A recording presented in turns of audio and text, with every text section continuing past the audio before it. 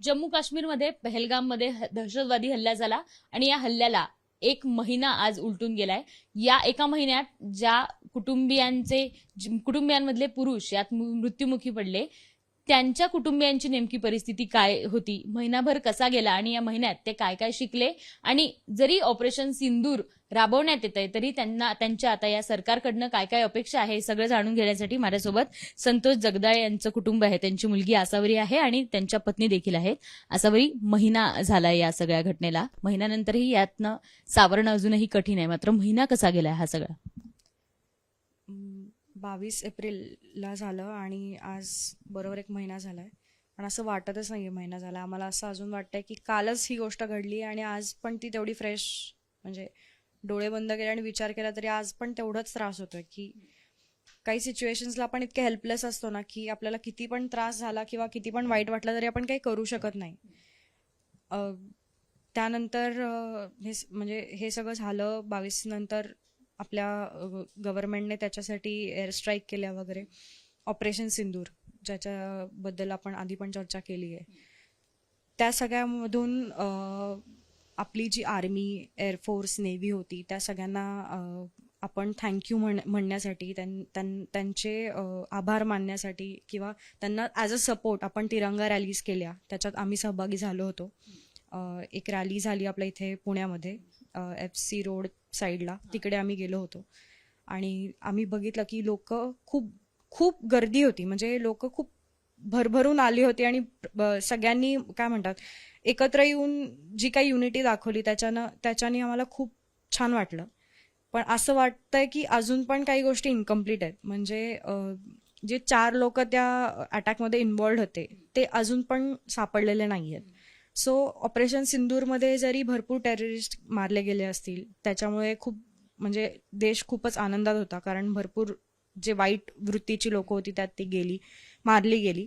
पण मला असं वाटतं अजून पण ती 4 लोक जी सापडलेली नाही आहेत त्याच्यावर कंटिन्युअस आपल्या आर्मीनी, गव्हर्नमेंटनी स्पेसिफिकली लक्ष ठेवावं आणि त्यांना लवकरात लवकर शोधून त्यांना पूर्णपणे जे काय त्यांच्यामुळे घडलं त्याची शिक्षा त्यांना मिळावी आणि जी लोक ह्याच्यात इन्व्हॉल्ड आहेत त्यांना पण त्याच्यासाठी शिक्षा मिळावी अशी माझी गव्हर्नमेंटकडे रिक्वेस्ट आहे.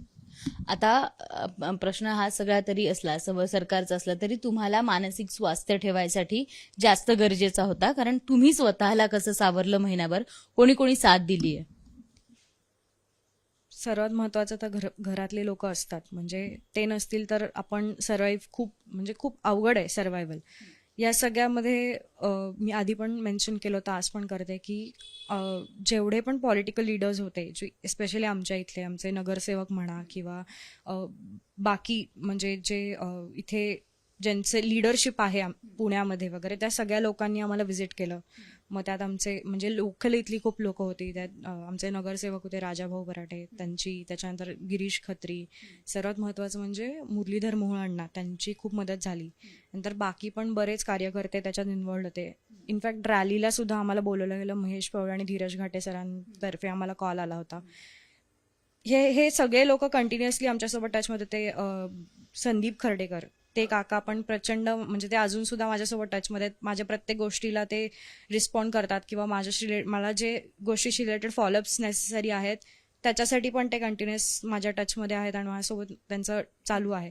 या सगळ्या लोकांचा पण खूप सपोर्ट मी म्हणेन की आम्हाला त्या काळात मिळाला. म्हणजे सावरलो नाही आम्ही त्यातून, पण एक म्हणतो ना आपल्याला एक मॉरल सपोर्ट मिळतो त्या काळात, तो या सगळ्या लोकांमुळे, म्हणजे फॅमिली, फ्रेंड्स आणि हे सगळे लीडर्स जे पॉलिटिकली आता आहेत त्यांच्यामुळे खूप जास्त सपोर्ट मिळाला असं मी म्हणेन. वडिलांना सोडून 1 महिना झालाय, वडिलांबाबत काय सांगशील? खूप डिस्कशन झाले नंतर घरात. म्हणजे जेव्हा मी सगळं झाल्यानंतर थोडं शांत झालो तर तेव्हा मी खूप जणांना सांगितलं की माझ्या वडिलांची नेहमी एक इच्छा होती की त्यांना साधं सुद्धा मरण नको आहे कधीच आयुष्यात. म्हणजे ते मला म्हणायचे की जर मी कधी पुढे आजाराने जखडलो गेला, मग मी जर बेड रिडन झालो तर तुम्ही माझ्यावर उपचार बंद करा, मला बॉम्ब लावा आणि अतिरेक्यांच्या ह्याच्यावर टाका. ही गोष्ट मी आधी डिस्क्लोज नव्हती केली कधी, बिकॉज मला असं वाटायचं की हे ते तेव्हा असंच बोलले असावेत. पण जशा जशा गोष्टी घडत गेल्या, म्हणजे त्यांना गोळी मारली, त्याच्यानंतर एअर स्ट्राईक झाला, त्याच्यामध्ये आता माहित नाही किती आकडा, कारण मी खरंच ऑनेस्टली न्यूज नाही बघितल्या, अजून पण आम्ही नाही बघत आहे कारण आम्ही त्या मानसिक स्थितीत नाही आहोत.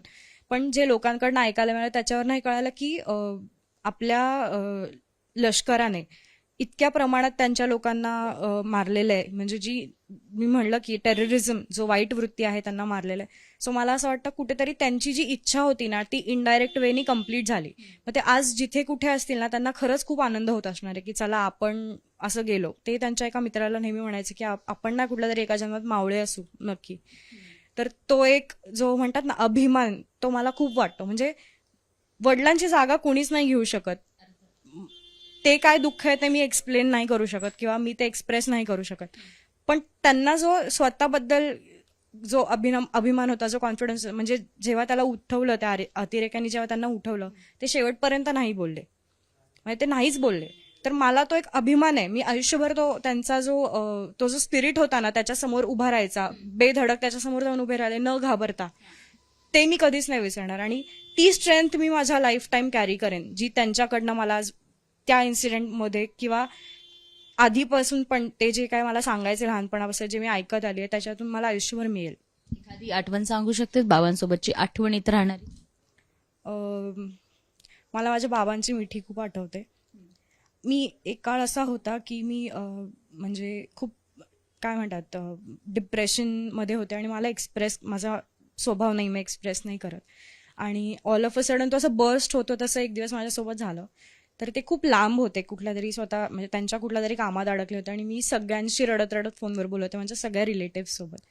तर म्हणजे माझे वडील असे होते की ते मला असं खूप खंबीर बनवलं होतं त्यांनी, की काही होत नाही, आजारी पडली तरी सहन कर, तू स्ट्रॉंग आहेस, तू मुलगी नाही आहेस, मुलासारखं राहा, असं हे एव्हरी टाइम त्यांनी मला म्हणजे शिकवलं. पण पहिल्यांदा असं झालं असेल की त्या दिवशी मी फोन केला त्यांना, घरातनं फोन गेला की असावरी खूप रडतीये, तिला काय झालं ती सांगत नाहीये. तर ते 30 मिनिट्समध्ये घरात होते आणि जेव्हा ते दारातून आले ना तेव्हा मी पहिल्यांदा पळत जाऊन त्यांना मिठी मारली आणि मी खूप रडले.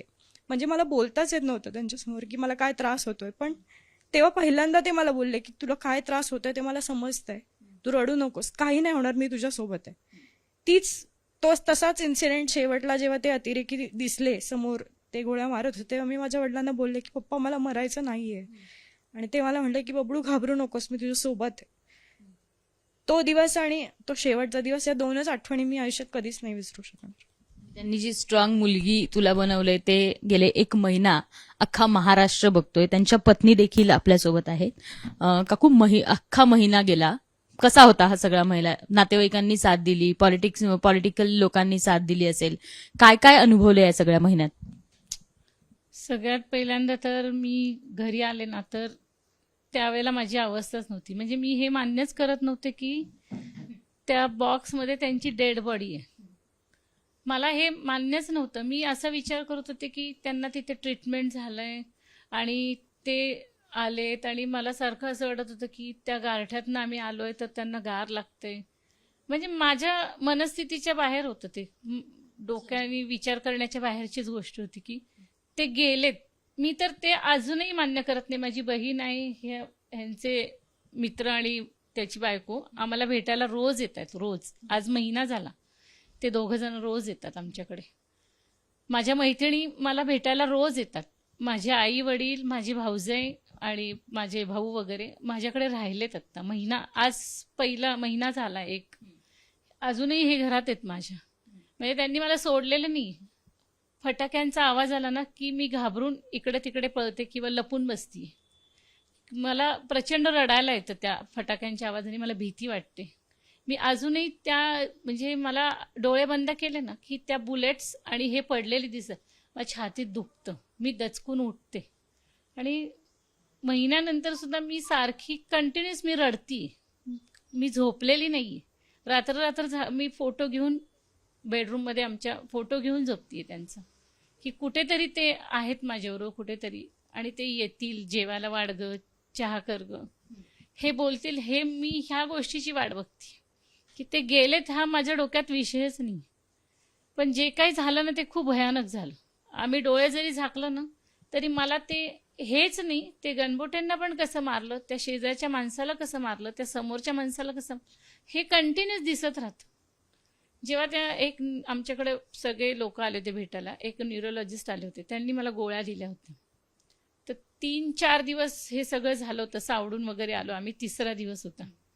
तर त्यांनी मला गोळ्या दिल्या होत्या, हे गोळ्या घ्या म्हणले, की स्ट्रेस, झोपायची गरज खूप झालेली होती आणि मला काहीच म्हणजे सारखं ते रिपीट झालेलं होतं. त्यांनी गोळ्या दिल्यानं मी ती गोळी घेतली होती दुपारी अशी आणि झोपले. तर संध्याकाळी अशी 8:30 वेळ होती. सगळे मला उठवायला आले. मला ना काहीच, मेंदू माझं काम करत नव्हतं. मला सगळी ती व्हॅली, ते सगळे दगडचे चिखल आणि सगळं गोल गोल फिरत होते, ते टेरिस्ट, ते मारणं आणि सगळ्या गोळ्यांचे आवाज. हे मी पूर्ण तो 1-1.5 तास जो त्या अवस्थेत होते ना, ते मी अनुभवत होते.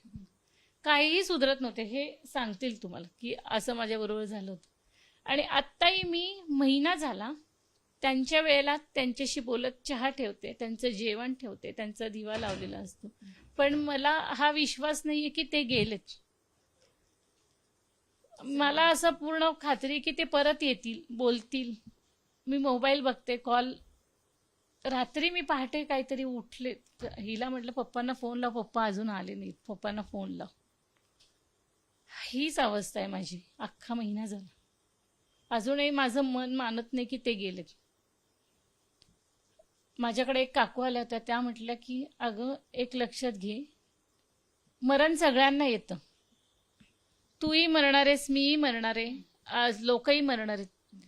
पण हे भाग्याचं मरण आहे, ज्याच्यावरती येताना आपला तिरंगा टाकून आला. तुला मी सांगू का, हे सगळं ठीक आहे, पण माझा जो पर्सनल लॉस झालाय ना, तो कोणीच नाही भरून देऊ शकत. आज 12-15 तास घरात असणारा माणूस, समोर घरातनं ते काम करायचे, बाहेर जायचे, काम करायचे, त्या खुर्चीवरती ते बसलेले असायचे. तो जो काही आमचा आहे, त्यांना गाण्याची प्रचंड आवड. मला एखादं गाणं आवडलं तर मी त्यांना म्हणायला सांगायचे की हो गाणं गायचं. ते प्रचंड त्यांना गाण्याची आवड, म्युझिकची आवड. माझ्याकडे सगळे इन्स्ट्रुमेंट आहेत, तबल्यापासून सगळे आहेत, ते सगळे वाजवतात, असं नाही की. आणि आमची फॅमिलीच तशी म्युझिकमध्ये. माझे दोन्ही धीर सुद्धा म्युझिकचं करतात. एक धीर CA आहेत, एक सिंगर आहेत. तर ती लहानपणापासूनची त्यांची आवड. मला आता असं वाटतं की मी त्यांची सगळी रेकॉर्डिंग आहेत गाण्याचे, ते ऐकत बसते की त्यांचा आवाज मला ऐकायला यावा. ह्यांचे जे मित्र आले होते ना, त्यांचं फोन रेकॉर्डिंग मी त्यांना पाठवायला लावलं की केवळ त्यांचा आवाज मला ऐकायला यावा. मला मी आवाज त्यांचा ऐकण्यासाठी, हिला बबडू म्हणण्यासाठी, मला अगं ते मला काही लाडानी म्हणायचे किंवा काय, ते ऐकण्यासाठी माझे कान तरसले. शेवटचं काय बोलणं झालं होतं हल्ल्याच्या पूर्वी किंवा इथनं जाताना? शेवटची अशी कुठली एखादी आठवण सांगू शकाल? आठवणी खूप आहेत ग. फक्त हिला ते काय म्हणाले होते की आम्ही काश्मीरला पोहोचलो, खूप अडचणीतनं पोहोचलो. म्हणजे ते मुघल रोडवरनं जाताना 15 तासाचा प्रवास. इवन जम्मूला आम्ही राहिलो ब्लूम्स हॉटेलमध्ये आणि तिथनं रामाच्या मंदिरात गेलो. सगळं असं गप्पा टप्पा झाल्या आमच्या त्या वंदे भारतमध्ये. आणि जेव्हा आम्ही अडचणीतनं त्या पहलगामचा तो स्पॉट आवरला, आम्ही हॉटेल सोडलं आणि जाणार होतं ना, तर तेव्हा हिला ते म्हणाले की आता 10 दिवस आपल्याला फुल एन्जॉय करायचे, मस्त एन्जॉय करून घ्यायचा, बर्फ पाहायचा, खेळायचं, कसलेही स्ट्रेस डोक्यात ठेवू नका आणि एन्जॉय करायचं. वरती गेल्यानंतर सुद्धा आम्हाला म्हटले की फोटो काढायच्या नादी लागू नका, डोळ्यात साठवून घ्या ते सौंदर्य, की परत कधी आपण इकडे येणार पाहायला. स्वर्ग म्हणतात तो हाच स्वर्ग म्हणे. स्वित्झर्लंड ह्याच्यापेक्षा काय वेगळं असणार, आपल्या भारतातच एवढं सौंदर्य. हे त्यांचे वाक्य होती. एवढं सुंदर आपण बघतो, हेच बोलणं आमचं. आणि शेवटी त्या फोटोग्राफरची ते आर्ग्युमेंट झालं, तेवढंच. त्याच्यावरती आमचं काहीच बोलणं झालं. तो जेव्हा अतिरेकीने उठवलं तर तोच एक विषय होता. फक्त त्यानंतर आमचं एक शब्दाचं बोलणं नाही. आठवणी तर माझ्याकडे करोडो आठवणी आहेत की तुला काय काय सांगणार मी. एखादी अशी जी सांगता येईल अशी? नाही, खूप आठवणी आहेत माझ्याकडे. ती आठवणींचीच तिजोरी आत्ता आपल्या सोबत आयुष्यभर ठेवायची आहे. आठवणी म्हणजे संपणार आहेत माझ्याकडे. ऑपरेशन सिंदूर नावानं हे आपण अतिरेक्यांवर हल्ला केला होता, पाकिस्तानवर हल्ला केला होता. ऑपरेशन सिंदूर ऐकून काय? महत्वाची आठवण तुला सांगते, निघायच्या वेळेचीच. मी टॉप आणि जीन्स घातलेलं होतं, टिकली लावली होती, पण मी चष्मा किंवा काहीतरी घातलं असेल तर त्यांना ती दिसली नव्हती. तर ते मला म्हणले, अगं तू टिकली नाही लावलीस का? तर म्हणलं लावली, जीन्स टॉपवर कोणी लावतं का? पण मी तुम्हाला आवडते म्हणून लावली. तू विचार कर, ह्या टिकलीवरनं ते मला बोलले ते की तू टिकली नाही लावली का? म्हटलं हे बघा टिकली लावली. ही त्यांना मी बोललेली आठवण. आणि तिथं त्या अतिरेक्यांमुळे मला काढायला लागलेली टिकली. मी आत्ता टिकली लावली आहे, पण केवळ माझ्या नवऱ्याला आवडायचं. त्यांना मी कधी बिन टिकलीची आवडली नाही, त्यामुळे मी ती लावलेली टिकली. आणि त्यांना मी दाखवली, हे बघा टिकली लावली मी, जीन्सवरती टॉपवरती असेल तरी मी लावलेली आहे. ऑपरेशन सिंदूर जे झालं त्याबद्दल काय सांगाल? ते साधारण तुमच्या सगळ्यांचं जे काही सौभाग्य होतं ते हिरावून घेतल्यामुळे त्याला ऑपरेशन सिंदूर नाव देण्यात आलं होतं. या सगळ्या मोहिमेबद्दल काय वाटतं? 7 तारखेला ते ऑपरेशन सिंदूर झालं, म्हणजे आदल्या पहाटे झालं असेल, 6च्या रात्री वगैरे. पहाटे मला भावाचा फोन आला, आम्ही जागेच होतो की फोन आला आणि त्याने सांगितलं, अरे टीव्ही लावा. किती वाजता सांगते? 4:30-5 वाजताची गोष्ट आहे. आम्ही टीव्ही लावला तर ते मी पाहत होते की त्या अतिरेक्यांना त्यांनी मारलंय, 9 तळं त्यांची उद्ध्वस्त केली आहेत. आधी तर 7 केली होती काहीतरी. तर ते मी पाहिलं आणि मग नंतर पाहिलं मी ते ऑपरेशन सिंदूर नाव लिहिलं. ते सिंदूरला तो टिंब होता तो लाल रंगाचा दिला होता. तर मी तेव्हा एकदम शॉक झाले की अरे हे असं नाव कसं दिलं ह्यांनी, सिंदूर नाव कसं काय दिलं? मला एवढं भरून आलं की म्हटलं कसं काय त्यांना कळलं आपल्या मनातल्या भावना की सिंदूर नाव द्यायचं. मला म्हणजे माझ्या डोळ्यातच पाणी आलं की हे आपलं संपलेलं आहे ना, म्हणून त्यांनी ते नाव दिलं. त्यांना दुःख झालेलं असणार आहे, आपल्याविषयी काहीतरी तर त्यांना भावना असतील की अरे ह्या किती दुखावल्यात, किती ह्यांचं सगळं आयुष्य उद्ध्वस्त झालं. नवरा नसणं हीच गोष्ट नसणं हेच खूप मोठं दुःख आहे ग. एखादा माणूस शरीरानेच आपल्या जवळ नाहीये, आपल्याला त्याच्या आठवणींवर किती दिवस जगायचंय हेही आपल्याला माहित नाही. आणि कसं जगायचंय हा तर मला पडलेला मोठा प्रश्न आहे की कसं जगायचं आपण त्यांच्याशिवाय. की ते नाहीयेत हीच कल्पना माझ्यासाठी खूप दुःखदायक आहे, एकदम वेदना देणारी आहे ती. पण तेव्हा जेव्हा ते सिंदूर वाचलं ना तर मला कुठेतरी समाधान वाटलं की कोणाला असेना का नसेना पण मोदी सरांना आपल्याविषयी काहीतरी वाटलं आणि त्यांनी त्या ऑपरेशनला, त्या मिशनला ऑपरेशन सिंदूर नाव दिलं. आणि ते धडाधड त्या अतिरेक्यांना मारत होते. पण नंतरही मला असं सांगावं असं वाटलं की तुम्ही ते 100 अतिरेके मारा, पण हे 4 राजरोसपणे अजूनही फिरतायत. तर त्यांना जोपर्यंत तुम्ही मारणार नाहीत ना, ते जे मला छातीत वेदना होतात ना ह्यांच्या आठवणी, त्या थांबणार नाहीयेत. मी ते ट्रीटमेंट करायला गेलेली नाही, कारण ते जेव्हा तो जो माणूस ह्यांना मारणारा मरेल ना, तेव्हा मला कुठेतरी ती शांतता मनामध्ये लागेल की त्यांनी कसं काही न विचार करता डोक्यात त्यांच्या खड्डा पाडला, मेंदूला त्यांनी डोक्याला त्यांच्या बुलेट मारली. मलाही त्याला तसंच बघायचंय ना. जोपर्यंत तो रक्ताच्या थारोळ्यात पडत नाही तोपर्यंत माझ्या मनाला मानसिक शांतता नाही लागणार, कारण तो अजूनही फिरतोयच. ते 4 जण 5 जण आहेत, त्यातले किती मेलेत मला माहित नाही, पण तो अजून मेलेला नाही हे मला कुठेतरी माझं मन सांगतं. आणि अजूनही मला सांगते की तो मेलेला नाहीये, तो जिवंत आहे आणि अजून तो सापडलेला नाही. मी त्यांना विनंती करेल की प्लीज तुम्ही जोपर्यंत त्या अतिरेक्यांना मारत नाहीत ना तोपर्यंत तुमचं मिशन कम्प्लीट होत नाही. हा, कम्प्लीट होणारच नाही ना, कारण तुम्ही सिंदूरसाठी केलेलं आहे ना. भारतीय लष्कराबाबत काय वाटतंय? कारण ते रिगरसली काम करतायत, डेस्परेटली काम करतायत आणि त्यांचं मिशन हे सक्सेस होताना दिसतं. आपल्या लष्कराविषयी ना बोलेल तेवढं कमीच आहे. म्हणजे मी तुला खरं सांगू का, आत्ता आम्ही जो अतिरेक्यांचा अनुभव घेतला ना त्यावरनं मी सांगू शकते की आम्हाला तर माहितीच नव्हतं की ते येणार आहेत आणि मारणार आहेत आणि मृत्युमुखी पडणार आहे. पण आपले जे लष्कर आहे ना त्यांना प्रत्येक क्षणाला माहिती असतं की आपल्याला कुठली बुलेट लागेल. आपण जेव्हा रायफल घेऊन जातो तर समोरनं कुठली बुलेट घेऊन जाईल. म्हणजे मी हॅट्स ऑफ करते त्यांना की मरण घेऊनच जात असतात, ते स्वतःचं मरण बरोबर घेऊन जात असतात. हे सोपं नाहीये. सामान्य माणसं जे आपल्याला त्यांच्या कशावर कमेंट करतात किंवा ट्रोल करतात ना तर ते अत्यंत चुकीचं आहे. की तुम्हाला धर्म विचारून मारलं का, तुम्हाला हे करून मारलं का, तुम्हाला ते करून. अरे तिथे जा तुम्ही लढायला, मग तुम्हाला कळेल भीती काय असते आणि समोरून आपला मृत्यू कुठून येऊ शकतो हे कोणीच नाही सांगू शकत. हा अनुभव आम्ही घेतलाय तिथे. रक्ताच्या थारोळ्यात पडलेली माणसं रायफल घेऊन ते जे सर्किट आहे ते अतिरेकी ते मारतात कसे, त्यांना परिसर आणि एवढं एवढं ते नेचरचं आणि इतकं अवघड रस्ता, चिखल, पाऊस, खायला नसतं त्यांना आणि आपले सैनिक त्या न खाता न झोपता एवढं द्वेषाने ते लढत असतात. सामर्थ्य त्यांना कुठून सामर्थ्य येतं मला खरंच आश्चर्य वाटतं त्या गोष्टीचं, की 24-24 तास 36-36 तास ते झोपलेले सुद्धा नसतात. पण आता आम्ही जेव्हा जात होतो ना पहलगामला वगैरे, तर आम्ही त्या घाटामध्ये, त्या मुघल घाटामध्ये बघत होतो, आपले सैनिक त्या जीपवरती अशी सरळ उभे असतात बुलेट घेऊन, इकडे मान का नाही की तिकडे नाही. आम्हाला खूप आश्चर्य वाटलं की किती त्यांना ते ट्रेनिंग असतं आणि केवढा तो देशाविषयीचं त्यांना तो उत्कट प्रेम येते, की कुठून बुलेट येईल, कुठून लागेल आणि कोण हमला करेल, केवढे अलर्ट असतात ते. आपण बिनधास्त झोपतो नाही ते त्यांच्यामुळे. त्यांना काही होणं हा आपल्या प्रत्येकाचा खूप पर्सनल लॉस आहे. खरंच आहे. मला ते जे जवान आत्ता गेले ना, कोणाची 6 महिन्याची मुलगी, 6 जण गेलेत आपले. मला अतिशय रडायला आलं त्या दिवशी, कारण मी जे अनुभवते त्या त्यांच्या बायका अनुभवत आहेत आत्ता.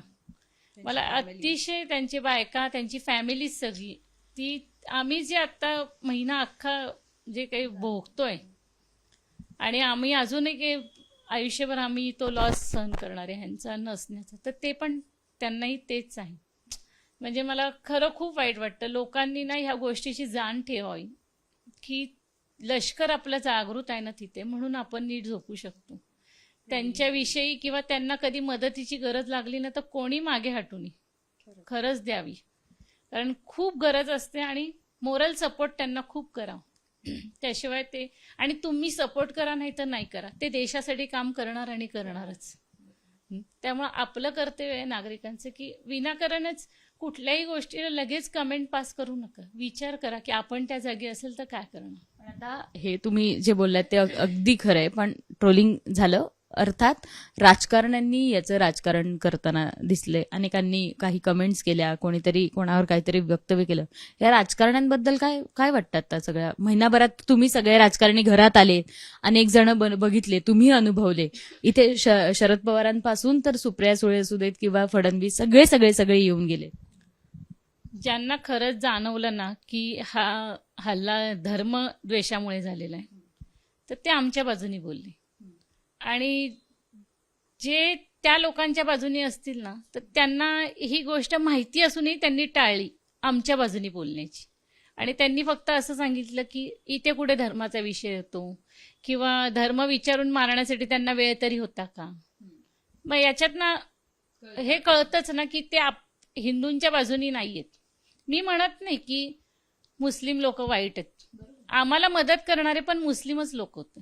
आता काल कोणीतरी कमेंट सांगितली की आधी तर तुम्ही मुस्लिमांच्या बाजूनी बोलत होतात आणि आता अचानक तुम्ही हिंदूंच्या बाजूने. तर तसं नाहीये.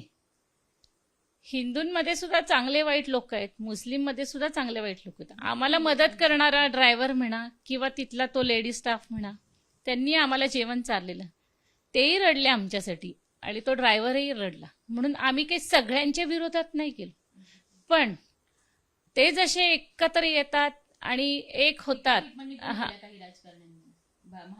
हा, आणि ते जेव्हा एक येतात तर आपणही आता एक व्हायला पाहिजेच ना. आपण असं सगळ्या जाती, हिंदूंमध्ये एवढ्या 100 जाती, तर त्या जातीतच भांडणं करत बसणार का. एक होणं, याच्यासाठी आम्ही बोललो की हिंदूंनी एक होणं, मग त्यात वेगळ्या वेगळ्या जाती सुद्धा येतात. आमचं म्हणण्याचं उद्दिष्ट काय की ते जसे लोक एका वेळेला एक येतात आणि एक होऊन भांडतात आपल्याशी, तसं आपल्याला एक होण्याची गरज आहे ना. हे एवढंच आम्ही बोललो ना. आणि आता गरज आहे ना, कारण आपल्याला ते जे टेररिस्ट आहेत त्यांनी धर्म विचारलाय, त्यांनी धर्म विचारून मारलाय, तर आपल्यालाही आपला धर्म कट्टर ठेवायला हवाच ना. दुसऱ्याच्या धर्माला आपण नावं ठेवलेली नाहीयेत किंवा आम्ही त्या लोकांना नावं ठेवलेली नाहीत, पण त्यांना नावं ठेवत नाही याचा अर्थ असा नाही की आपण आपला धर्म कट्टर नाही करायचा. आपल्याला पण आपल्या धर्माची जाण पाहिजे ना. आणि आपणही तो आपला धर्म आहे, हिंदू धर्म आहे, तो कट्टरच ठेवला पाहिजे. आणि त्याच्यासाठी आपण जे काय वाटेल ते पावलं उचललीच पाहिजेत ना. एक होणं गरजेचं आहे आता, नाहीतर मग हे असे घटना आपल्याला धर्म विचारून मारत राहतील. आणि त्यांच्यातले काही लोक जे चांगले आहेत त्यांना आपल्याविषयी वाईट वाटेल, पण ते आपल्यासाठी काही करू शकणार नाहीत. हा, त्यांचा धर्म आडेल. मग कोणीतरी आपल्यासाठी काहीतरी वाईट वाटून घ्यावं किंवा काहीतरी करावं असं नाही ना. आपणच आता कट्टर होऊया आणि आपणच एक होऊया ना. म्हणजे मग आपल्यावरती ही वेळ येणार नाही. आणि राजकारण्यांनी हे न समजणे इतके, ते काही कोणी एवढे पॉलिटिशियनच्या एवढ्या पोस्टला असतात, ते न समजणे इतके काही कोणी हे नाहीये. सगळ्यांना सगळं कळत असतं. हे सगळं मतांचं राजकारण आहे आपल्या बाजूने घेण्यासाठी. दुसरा मी काय बोलणार. पॉलिटिक्स मी लहानपणापासून वाचते, बघते. हे सगळं इलेक्शन येतात, मतं त्यांच्या बाजूने पडायला पाहिजेत. लोकसंख्या कुठला धर्म कुणाला सपोर्ट करतो, त्यासाठी हे आम्हाला ट्रोल केलं गेलं, दुसरं काहीच नाही. भारतीय लष्कर तर आहेच. भारत सरकारने देखील तेवढीच सगळ्यांना मुभा दिली होती. भारत सरकारने आता काय करणं अपेक्षित आहे असं वाटतं? मी तर म्हणते की भारत सरकारनं आपल्या लष्कराला पूर्णतः मुभा द्यावी, की त्यांनी कसलाही विचार न करता हे जे कोणी बॉर्डरला आपल्याला न काही करता त्रास देतात ना, त्यांना संपवणे. त्याच्याशिवाय त्यांना आपण काहीही त्यांना शरण आलेत म्हणून त्यांना मुभा देणं हे चुकीचं आहे. ते त्या लायकीचे नाहीच आहेत. हे अतिरेकी तर आत्ता आपण पाहिलंच आहे की त्यांनी आमच्या सगळ्या फॅमिलीज सारख्या निष्पाप लोकांना, जे अगदी छान फिरायला गेले होते, आपले आपले पैसे साठवून ट्रिप करायला गेले होते, कोणीतरी नवीन जोडपे होते, कोणी आमच्यासारखे लोक होते, आमच्या फॅमिलीज सारखे, की गेलेत आपल्या एन्जॉय करायला गेलेत, पण निष्पाप लोकांना मारलंय ना त्यांनी. आम्ही कोणाच्या आध्यात मदत होतो का? आम्ही आमचं जगायला गेलो होतो ना, आमचं एन्जॉय करायला. तर माझं तर सरकारला म्हणणं आहे की तुम्ही आपल्या मिलिटरीयन्सला पूर्ण मुभा द्या, की मग त्यांना जर तुम्ही पूर्ण सपोर्ट केला आणि दिलं त्यांना सवलत, तर ते बरोबर शोधून काढतात.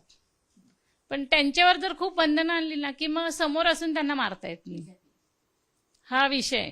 जसं आधी त्यांना बंधनं होती 26/11च्या वेळेला, त्यांना माहिती होतं की समोर दिसतात आपल्याला, पण बंधन, त्यामुळे ते मारू शकत नव्हते, कमांड नव्हती त्यांना. पण आता तर त्यांना द्यायलाच पाहिजे, आणि ही काळाची गरज आहे इथून पुढे पण.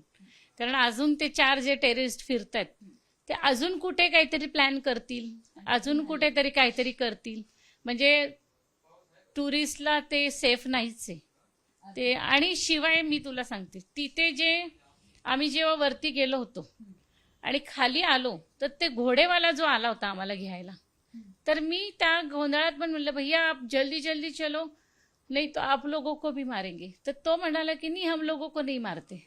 म्हणजे याचा अर्थ काय झाला? हे आम्ही आता विचार करतो ना, तेव्हा आम्हाला कळतं की म्हणजे तेही सामील होते त्या. मग तुम्ही पळत जाऊन परत घोडे घेऊन कसे आला? मग खालनं वर आलाच नसतात ना.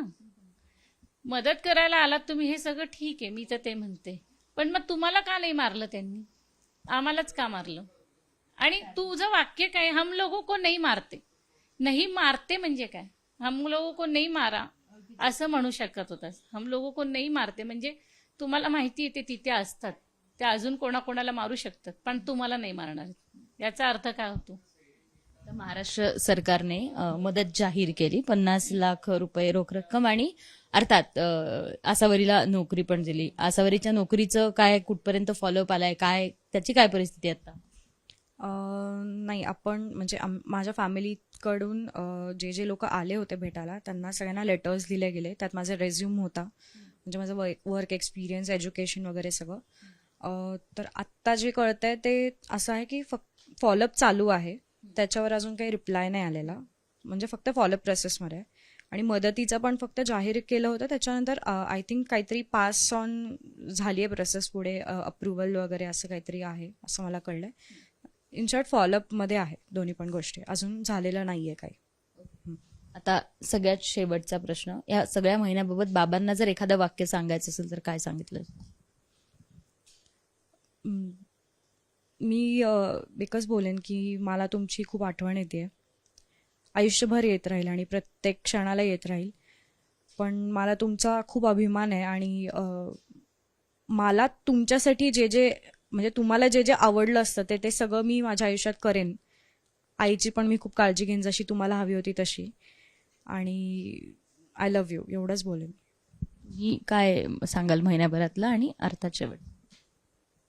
महिन्याभरातला माझा एक क्षण पण असा गेलेला नाही की म्हणजे मला त्यांना आठवायची गरजच नाही पडली. कंटिन्युअस माझ्या डोक्यात त्यांचे विचारच आहेत. म्हणजे जसं माझं 22 तारखेला जाण्याआधी होतं रुटीन घरातलं, 19 तारखेला आम्ही माझं तेच चालू आहे. मला असं वाटतच नाही की ते घरातनं गेलेले आहेत किंवा एखादं वाक्य जर त्यांना सांगायचं असेल तर काय सांगेल? एका वाक्यात. मी एवढंच सांगेल की तुम्ही म्हणजे आमच्या अख्ख्या घरात किंवा फॅमिलीत तुमचं खूप वेगळं मरण आलेलं आहे. म्हणजे जिथं तुम्ही शहीद झालेला आहात असं मरण सामान्य माणसांना खूप कमी येतं. ते तुमच्या बाबतीत आलं. त्या बाबतीत तर म्हणजे मी सांगेल की मी तर तुम्हाला खूप प्राऊड फील करते की तुम्ही देशामध्ये तुमचं नाव झालं. ह्याबाबत मी खूप प्राऊड फील करते. पण माझ्या पर्सनलसाठी मी तुम्हाला खूप मिस करते आणि मी नाही जगू शकत तुमच्याशिवाय. मी एवढंच सांगेन, तुम्ही या, परत या, माझ्यासाठी तरी या. अर्थात 1 महिना या सगळ्या घटनेला निघून गेलाय. एका महिन्यात काहीच बदललं नाही. अर्थात त्यांची आठवण येणं, त्यांच्या रुटीन सोबत मॅच करणं किंवा ते घरात नसणं हे सगळं यांना ऍक्सेप्ट होत नाहीये. आणि महत्वाचं म्हणजे सरकारनं किंवा लष्करानं जी काही मदत केली आहे, पाकिस्तानवर हल्ले केले, याच्यासाठी ते समाधानी आहेतच. मात्र ज्या 4 जणांनी यांच्या आसावरीच्या वडिलांवर हल्ला केलाय त्या एका माणसाला जोपर्यंत सरकार किंवा लष्कर संपत नाही तोपर्यंत माझ्या मनाला शांतता मिळणार नाही, अशी भावना या काकूंनी व्यक्त केली आहे. कॅमेरामन विजय राऊतसह शिवानी पांढरे, एबीपी माझा, पुणे. एबीपी माझा, उघडा डोळे बघा नीट.